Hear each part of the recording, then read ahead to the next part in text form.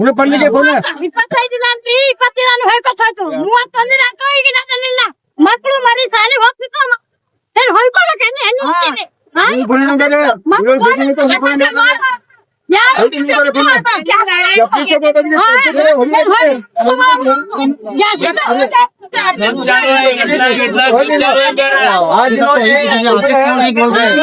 आज उन्हें डिलीवरी दे कैसा इनू की भी कर रहे ऐसा और 15 दिन है इन्हों बुक के अंदर लिख को लेने का मतलब क्या है पहले ये बताओ हम ना जब एजेंसी चलाने नहीं होता तो लिख को देख छोड़ने होनी दूसरे एक साफ डायरी में लिख को दे रहा है उसका क्या मतलब क्या है इसका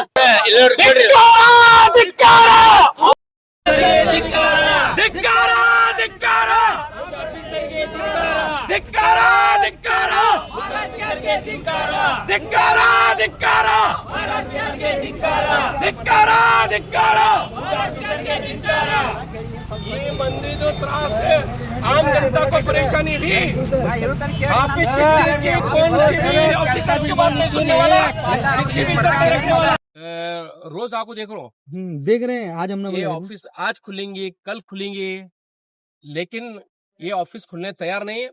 मेरे भी सब्र का बांध आज टूट गया। मैं सुबह 7 साढ़े 7 बजे आया है। मैं लोगों से राबिता कराया कि भाई कब से तुम्हें कौन बोल रहा है। मैं 10 दिन से नंबर लगा रहा हूँ मेरा नंबर नहीं लग रहा। मैं ऑनलाइन बुक करा तो बुक नहीं हो रहा। बहुत सारी परेशानियां हैं बोलकर मुझे बताए। तो मैं आपके माध्यम से भारत गैस वाले से इसके ओनर से पूछना चाहूंगा इस एजेंसी वाली से कि इस आपदा के समय जबकि गैस के लिए आज लोग आपको बताता चलूं सिर्फ आम जनता परेशान है। यहाँ आप देख सकते हैं न यहाँ कोई नाड़गौड़ा साहब है ना कोई गुत्तेदार साहब है ना चौधरी साहब है। यहाँ पे सिर्फ रोजमर्रा की जिंदगी करने वाले रोज आम जनता जो रात खाते हैं जो मेहनत करके अपना गुजर बसर करते हैं वैसे ही लोग गैस के लिए परेशान है। आपको जरा मैं पीछे लेकर जाता हूं। चाहे वो नोटबंदी का समय हो चाहे वो कोरोना काल हो चाहे ये जो दावत दे करके आपदा हमारे प्राइम मिनिस्टर मोदी जी की वजह से बुलाई गई है उस आपदा के समय भी आम जनता ही परेशान है। मैं आपके माध्यम से पूछना चाहूंगा ये जो बड़े बड़े सेठ लोग हैं बड़े बड़े जो गौड़ा पाटिल लोग हैं ये बड़े बड़े जो ऑफिसर्स हैं क्या इनको पहले से ही पता था ये क्यों गैस की लाइन में नहीं लग रहे? इनको गैस कहां से आ रही है? इनको गैस कौन दे रहा है? हाँ जब आम आदमी को नहीं मिल रहा तो ये बड़ी बड़ी होटल्स जबकि कमर्शियल गैस बंद है उसके बावजूद भी ये होटल्स चालू हैं इनको गैस कौन दे रहा है? और ये रात बिरात जो ऑटो में एलपीजी गैस जो भरते हैं उनमें भी ये जो रसोई गैस में जो इस्तेमाल होता है उसमें फिलिंग करके उन ऑटो वालों को भी ब्लैक में ये 800-900 रुपए का गैस जो है 2000, 2500, 3000 इस तरह का ब्लैक करके बेचा जा रहा है। इसके पीछे कौन है? और फूड डिपार्टमेंट मैं आपके माध्यम से पूछना चाहूंगा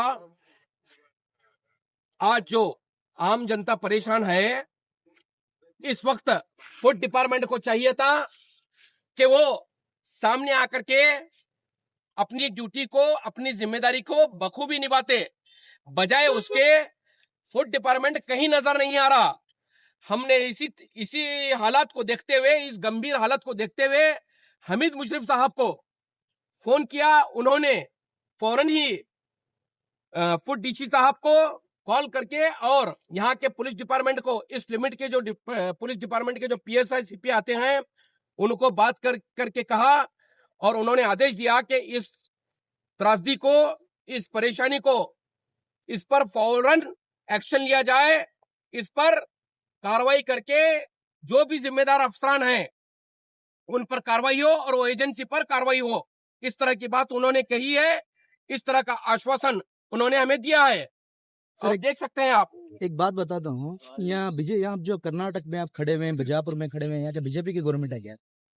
पहले एक बात क्लियर कीजिए, यहाँ पर किसकी गवर्नमेंट है?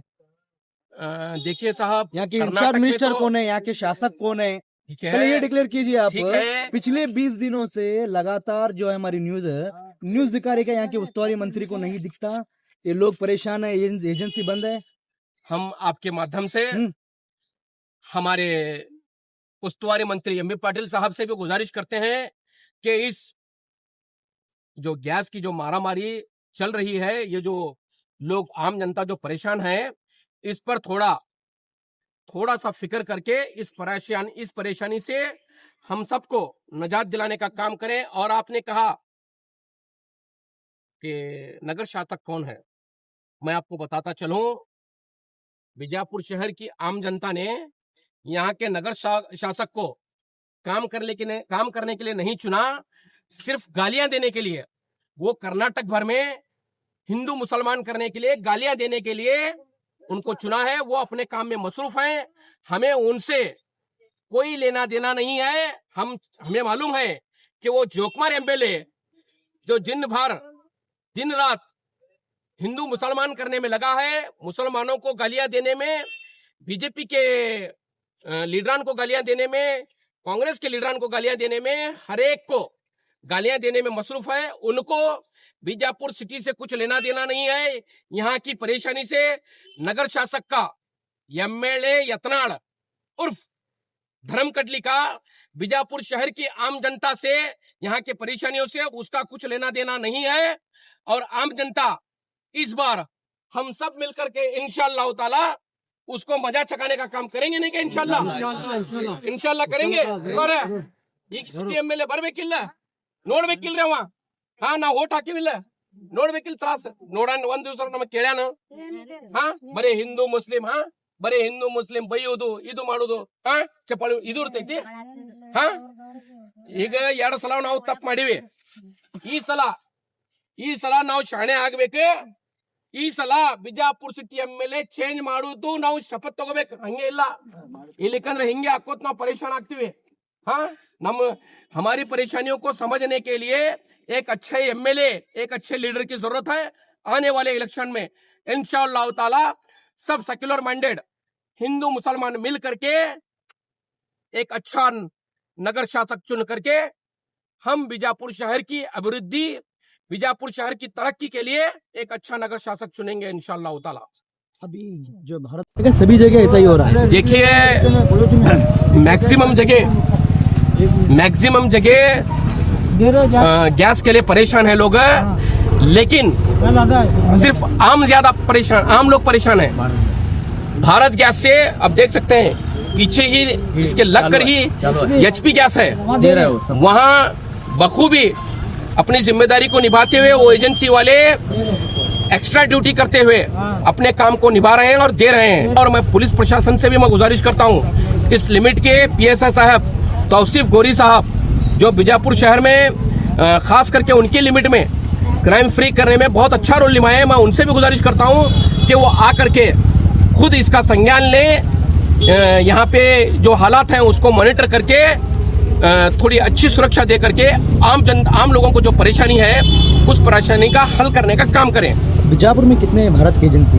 मुझे देखो, मैं कोई एजेंसी में काम करने वाला हूँ सर। नहीं, आप एक नागरिक है, नहीं बीजापुर के रहवासी नहीं, मैं कोई वोटर है नहीं बीजापुर के? नहीं, क्या सिर्फ आप में आ गए? मेरी जो देखो जिम्मेदारी जो है इंशाअल्लाह ताला, लोग जब मैं आ गया यहाँ पे बोल गया घर गया इतना मैं उसकी जिम्मेदारी को होने के नाते, आप एक बीजापुर के वोटर होने के नाते आपकी जवाबदारी है कि बीजापुर में भारत यहाँ की कितनी एजेंसी है भाई, वहाँ पर दे रहे कि नहीं दे रहे, इन्हें क्यों नहीं दे रहा? देखिए, ये भी जवाबदारी है। आप आए यहाँ पर, लोग जमाए, फिर बोले चले गए। मीडिया जो है, सब में ज्यादा तो प्रॉब्लम मीडिया जो है उसको चौथा स्तंभ कहा जाता है।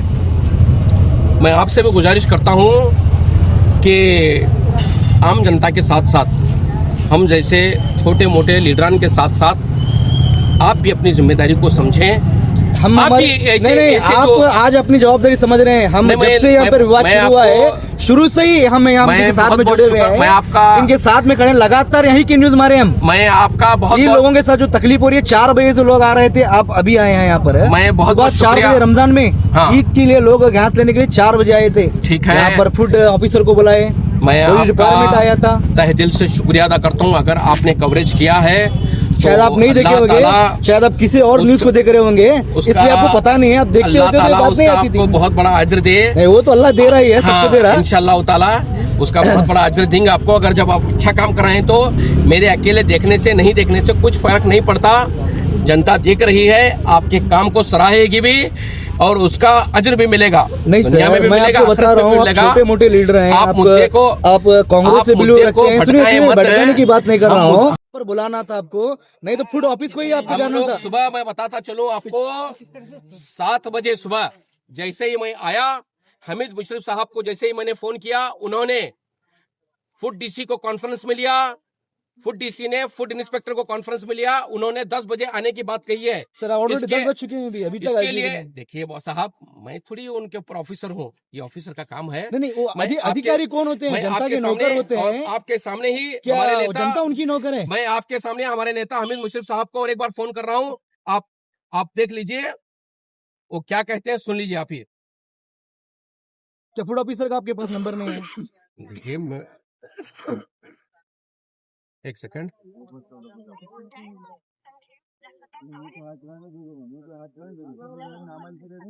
कि हमारे उस्तुवारी मंत्री एम पाटिल साहब से जाके इस बात पर बात करेंगे।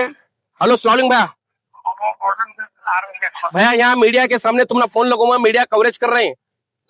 मैं सुबह 7 बजे फोन लगाया था। 7 बजे तुम्हें किसी किसी बात करे भाई, जरा कॉन्फ्रेंस में वो भी बोलो भाई, मीडिया तुम्हारा कवरेज करिए, मीडिया सुनना चाहती है।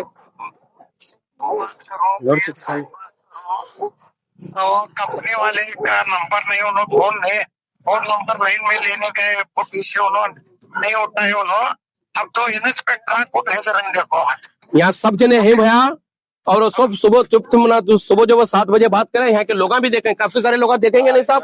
हमीद मुशर्रफ साहब फोन उठा को क्या रिस्पांस दिए, कितने जना को बात करे, तुम्हें थे कि नहीं थे? हाँ, नेता ऐसा रहता क्या? कैसा रहता नेता?